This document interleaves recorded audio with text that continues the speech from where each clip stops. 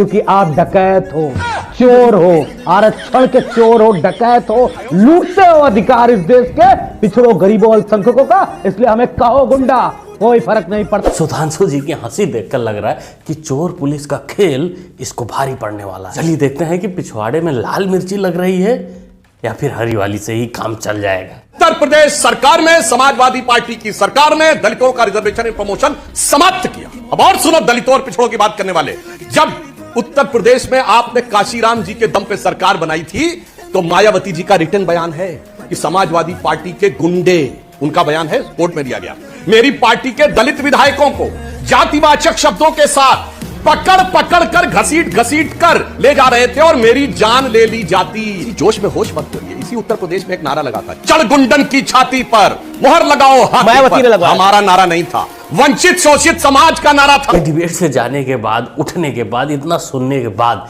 ये लोग अपने घर जाते होंगे, अपने परिवार से बोलते होंगे कि थोड़ा पानी गर्म करो, उसमें नमक डालो, इनको सेक लेने पड़ते होंगे क्योंकि कुटाई ही इनकी इतने बेहतर तरीके से हो जाती है। वैसे दोस्तों इस वीडियो में जाहिलों की फौज है और जहां फौज है मजा तो आएगा, बने रहिए। अब मैं मुस्लिम हूँ इसलिए मेरे साथ हो रहा है, अगर हिंदू होती तो शायद नहीं होता ऐसा। हलाला फलाला ये सब गलत है। ये तो एक तरह से मुस्लिम औरत को सजा दी जा रही है। जेंट्स लोग तो तीन तलाक की आड़ में अपनी हवस मिटाते हैं और हवस पूरी हो जाती है तो छोड़ देते। जैसे फैसल, मेरा आदमी मियां फैसल अपनी हवस मिटा लिया और अब कहता तेरे से मन। कहानी तो काफी दुख भरी है मोहतरमा, लेकिन क्या करोगी, अभी सरकार यूसीसी ला दे तो धरने पे सबसे पहले तुम लोग ही बैठ जाओगी। नहीं नहीं नहीं, ये तो कानून के खिलाफ है, हमारे खिलाफ है, हम तो हलाला करवाएंगे बीच बीच में। क्या कर सकती है सरकार, मजे भी तुमको चाहिए, तकलीफ भी ना हो, तो ऐसे कैसे चलता मोहतरमा। अभी ये लोग बोलते हैं मोदी तो चाय वाला रे, ठीक है चाय वाला है, चाय बेच लेंगे, लेकिन अंटोनिया मायनो क्या नाम है उनका, राजमाता से पूछो कि फिर से नाचेंगे दोबारा। ऐसे सवाल नहीं करते मुन्ना, ऐसे बिल्कुल नहीं करते। अरे हर काम करने के लिए एक उम्र होती है, लेकिन चाय तो किसी भी उम्र में बनाई जा सकती है, लेकिन डांस ना रे बाबा ना, कमर टूट जाएगी। मेरा एक ही क्वेश्चन है आप सब लोगों से, क्या मैं जितने लोग हैं कितने पढ़े लिखे होंगे, आप बताना सही से, कितने लोग होंगे? सब पढ़े लिखे हैं ना? सभी तो पढ़े लिखे नहीं है। सभी नहीं है पर फिर भी पढ़े लिखे हैं कि नहीं है, मानते हैं ना सर?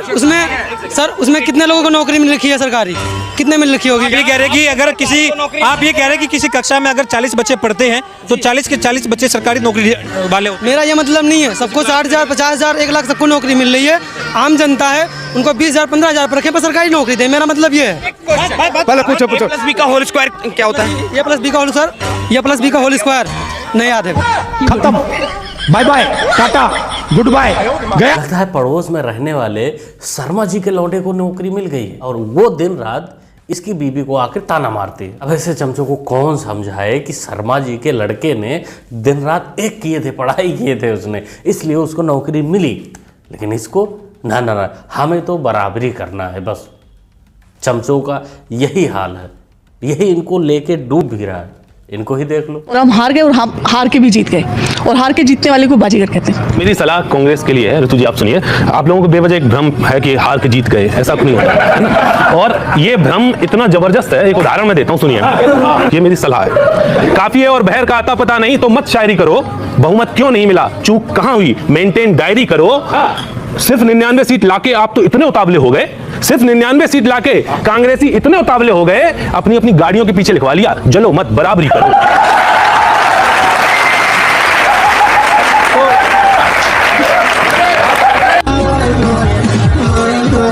तो समझो नीतू जी एक पॉलिटिशियन है, इनको जो व्हाट्सएप पे भेजा गया इन्होंने यहाँ बोल दिया, और इनको रोज गाली खाना, सुनना, ताने बाने सुनना इनका जन्मसिद्ध अधिकार है। हमारा संविधान एक अंगूठा छाप व्यक्ति को भी प्रधानमंत्री बनने की अनुमति देता है, मुझे इसमें कोई आपत्ति नहीं है। लगता है कि हार्वर्ड एजुकेटेड और अंगूठा छाप व्यक्ति इस संविधान को एक दिखता है, जिस संविधान को ये बदलना चाहते हैं इनके लोग बदलने पर। वैसे तो संविधान इस देश में एक बार बदला गया था, जब 42वां संविधान संशोधन लाया गया था 1976 में, और सारे लोगों के मानवाधिकार समाप्त कर दिए गए थे। पुलिस आपको पकड़ के ले जा सकती थी, आप कोर्ट भी नहीं जा सकते थे, सारे विपक्ष को जेल में डाल दिया गया था। और कैसे बदला गया था? जब इस देश के हाई कोर्ट ने एक जजमेंट दिया था कि प्रधानमंत्री के रूप में इंदिरा गांधी जी का चुनाव भ्रष्टाचार और धांधली के कारण निरस्त कर दिया था, 6 साल चुनाव लड़ने पर प्रतिबंध लगा दिया था, तब संविधान बदला था या नहीं? सारे ह्यूमन राइट समाप्त कर दिए थे। नहीं, बोलिए हाँ या ना, बोलिए हाँ या ना। तो ये औरत बेइज्जती प्रूफ है, ये बार बार आ जाती है बेइज्जती करवाने के लिए अपने घटिया तथ्य को लेकर। वैसे सरकार को एक अवार्ड घोषित करना चाहिए, हर साल या हर महीने के अंत में ये अवार्ड देना चाहिए बेइज्जती प्रूफ वाला, कि किस चमचे की सबसे ज़्यादा बेइज्जती हुई है और उसने सहन किया है। केजरीवाल को आना चाहिए। केजरीवाल ने यहाँ बहुत कुछ किया हुआ है, तो हो सकता है प्रधानमंत्री अब केजरीवाल बने तो कुछ और जनता के लिए कुछ अच्छा और हो जाए। मोदी जी का काम अब समझ में कम आ रहा है थोड़ा जी। ये गलत बात है, ये गलत बात है। प्रधानमंत्री को हाँ, अभी भी है और आगे भी होंगे। अच्छा, आप दोनों मतलब आप चाहते हैं मोदी जी दोबारा प्रधानमंत्री? हाँ, क्योंकि उन्होंने बहुत सारा बदलाव लाया है देश में बदलाव बहुत सारा आया। इनकी क्या है जी प्रधानमंत्री? मोदी जी बने क्योंकि वो देश में बदलाव लाए हैं, चेंजेस हुआ है देश में। हाँ। क्या चेंजेस लगा आपको 9 सालों? अभी जैसे टेक्नोलॉजी फास्ट हुई है, फिर जैसे अब ये योजना आई थी बीच में, कई तरह की योजनाएं उन्होंने, हाँ उज्ज्वला योजना महिलाओं के लिए, सब कुछ समाज में, मतलब हाँ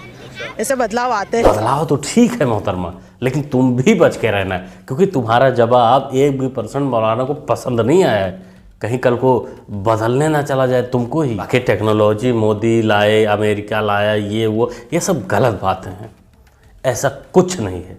असल टेक्नोलॉजी मौलाना लाया है, ये सुनो। अगर अमेरिका गया है चांद पर तो गया है, चांद तो बिल्कुल नीचे, जैसे ये पंखा छत से नीचे, अमेरिका चांद पे तो अब गया। वो मौसमियात के हालात आपको अभी बताते हैं, लेकिन अल्लाह की कसम आज से 1500 साल पहले हमारे पास ये हालात मौलवियों की थी। मौलवी को फटकार होगी खुदा की कि मौलवी साहब ने भी अपने उस साइंस को छोड़ा। हमारी साइंस और फलसफे की किताबें इन खबीसों ने, अंग्रेजों ने चोरी करके वो सब कुछ हमसे चोरी की। गोरे के बाप जानता है साइंस को। भाई साहब कुछ ज्यादा नहीं हो गया? आपके इसी सिंध के अंदर एक मौलवी था, उसने अपना सूरज भी बनाया था और चांद भी बनाया था, और रात को जिस वक्त सूरज गुरूब हो जाता था तो वो बटन लगाता था, तो उसके सूरज जो है ना तुलू होता था, पूरे सिंध में रोशनी होती थी। तो इस मौलाना को कोई जाहिल, अनपढ़, गंवार, मदरसा शब्द नहीं बोलेगा, क्योंकि ये सारे शब्द इस जाहिल के लिए बहुत ही छोटे पड़ जाएंगे। तो बाकी जिन लोगों को नहीं ज्ञान है कि भाई टेक्नोलॉजी कहाँ से आई है, ये चाँद सूरज कहाँ से बने हैं, कैसे बने हैं, इस मौलाना को सुन लो, सब कुछ बता देगा ये खबीस का बच्चा। हमारी तो सरकार से मांग है कि आर्थिक दंड से ज्यादा शारीरिक दंड देना बहुत ज्यादा जरूरी है। आर्थिक दंड 1 करोड़ रुपए कोई बड़ी बात नहीं है इतने बड़े, क्योंकि ये तो करोड़ों अरबों का व्यापार है। उन दोषियों को फांसी तक पहुंचाना चाहिए। सिर्फ ये 4-10 साल की सजा से काम नहीं चलेगा। IIT, JEE, नीट के एग्जाम के ना निकलने के कारण बच्चे सुसाइड कर रहे हैं। उसका कारण कौन है? ऐसे सेटर उसके कारण है। पूछिए उन माँ बाप से जाके जिन्होंने अपने बच्चे को खोया है, क्या वो 10 वर्ष की उस सजा से क्या सेटिस्फाइड हैं? बिल्कुल नहीं। वैसे लोगों को फांसी पे लटका दीजिए जो बच्चों के भविष्य के साथ खिलवाड़ कर रहे हैं। भाई की बात एकदम सही है, ऐसा ही होना चाहिए, लेकिन ऐसा होगा नहीं, क्योंकि पेपर लीक मामले हुए या फिर हुए, इन दोनों में कहीं ना कहीं हाथ नेताओं का होता है, और वो अपने हाथ से अपने लिए फांसी का फंदा नहीं, बिल्कुल नहीं हो सकता। इन दोनों पे कानून ऐसा नहीं बनेगा। बाकी दोस्तों आप लोग क्या सोचते हैं भाई ये बातों पे, या ओवरऑल जैसे पेपर लीक हो रहे हैं, उनको पकड़ा जाता है, उनको उस लेवल की सजा नहीं मिलती? कमेंट करके बताइए। इमरजेंसी के इस काले खंड में कांग्रेस की तानाशाह सरकार के हाथों अपनी जान गंवाने वाले भारत के ऐसे कर्तव्यनिष्ठ और देश में प्रेम करने वाले नागरिकों की स्मृति में हम सब 2 मिनट का मौन रखते हैं।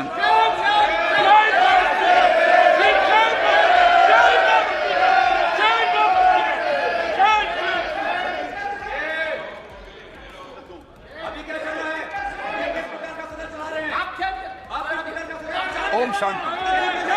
लोकतंत्र, संविधान, लाल पुस्तक दिखाने वालों के मुंह पर तमाचा है। अच्छा जूता हमारा है मुंह पे भिगो के। अब बताओ चमचो, संविधान का खतरा कहाँ है? संविधान बदला किसने है, उदा किसने है, और आज की क्या हालात है, आज कहाँ क्या रौंदा जा रहा है? जिनको मौन का मतलब नहीं पता, स्पीकर साहब बोल रहे हैं कि 2 मिनट का मौन रखना है, उसमें भी ये चिल्लम चिल्ली कर रहे हैं और दुहाई संविधान की किताब लेकर घूमते हैं। तो क्या करोगे? अरे आ गए यार, तुम लोग यकीन नहीं मानते यार। आप लोग बड़े हो गए, शिक्षित समझदार हो आदमी हो गए। अरे फोन कर दिए हैं भाई। आपको क्या? पार्टी को। अच्छा, कि हम समर्थन दे रहे हैं इंडिया को, और आप बोलिए कि कैसे बोल सकते कि नहीं आ रहे? आपके पास क्या सवाल है कि नहीं आ रहे? नहीं, इस बात का भी सबूत नहीं है, लेकिन इस बात का भी तो सबूत नहीं है कि आ रहे हैं। अरे आ रहे हैं भाई, सारा सबूत सोशल मीडिया पे चल गया। अल्लाह मुन्ना, सोशल मीडिया के न्यूज से सरकार नहीं बना करती, वैसे तुम्हारे जीजा पलटू राम अगले 1.5 साल एनडीए का साथ तो नहीं छोड़ सकते जब तक बिहार का चुनाव नहीं हो जाता। बाकी उसके बाद देखा जाएगा, कुछ ना कुछ तो इलाज फिर भर दिया जाएगा। 1,51,000 मेडिकल सीट था, वो आज बढ़ के 1,08,000 मेडिकल सीट हो गए। सीट भी हमने बढ़ाया। ये प्रधान साला एक काम नहीं ढंग से करवाता है, खाली बाल में मेहंदी लगा के नवाबी छांटता रहता है। देश के शिक्षा मंत्री, खैर टंगाप स्लिप हुआ है, कोई इसमें बड़ी बात नहीं है, लेकिन उतना उस लेवल तक काम इनसे शायद नहीं हो पाता है, तो इसलिए ये वाला जो व्यंग था एकदम सटीक था। क्या बोलते हो दोस्तों आप लोग, कमेंट करके बताइए। ओवरऑल पूरी वीडियो आपने देखी, सुधांशु जी की रिलाई आपने देखी कि कैसे वो विरोधियों का मुंह बंद करते हैं।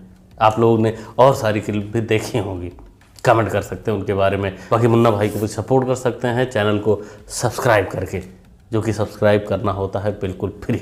सब्सक्राइब करिए, जुड़ जाइए। मिलते हैं अगले वीडियो में। Thanks for watching.